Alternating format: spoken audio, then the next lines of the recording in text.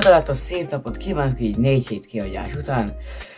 Igazából nem akartam még videót csinálni legalább egy hónapig, de haverom küldte, úgy 15 perce, hogy egy Bolyán Fanninak lett egy weboldala és videós kurzusa van.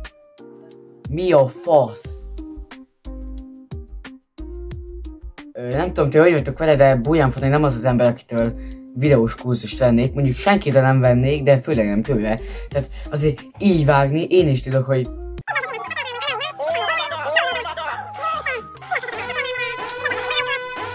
dobjátok egy lájkot!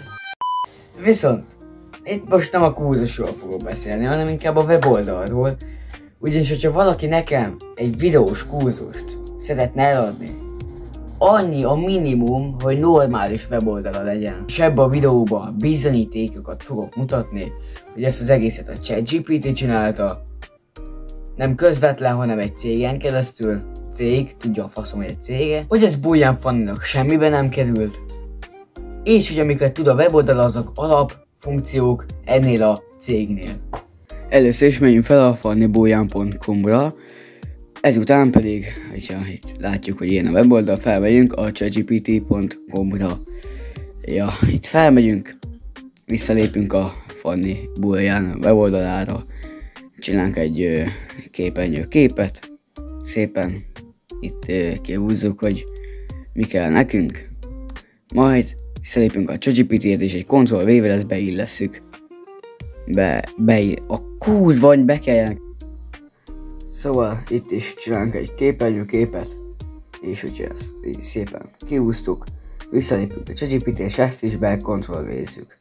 Majd adunk neki egy parancsot, hogy mit csinálj meg a weboldalt HTML linkbe. Szépen leírja a kódot. Úgy. Majd ezt másoljuk ki. Csináljunk egy új dokumentumot. Igazából tök mindennek nevezzük el. Most semminek. Ctrl-V-vel beillesszük, majd file, mentés másként, és legyen mondjuk subme.dik megváltozott áttérkép. Szóval legyen subme.html. Fontos, hogy mindig HTML-re végződjön. Majd ezt megnyitjuk szépen, és itt is van. Mindjárt látjátok, tehát ugyanolyan a szöveg minden. Felül odahúzom a Fanni Bolyán weboldalhoz, és láthatjuk, hogy szinte ugyanaz a kettő. Annyi, hogy nyilván, hogyha megadtam volna neki, hogy pontosan milyen betűtípusban legyen, akkor úgy csinálta volna. Viszont egyetlen, hogy ez a ChatGPT-vel lett csinálva.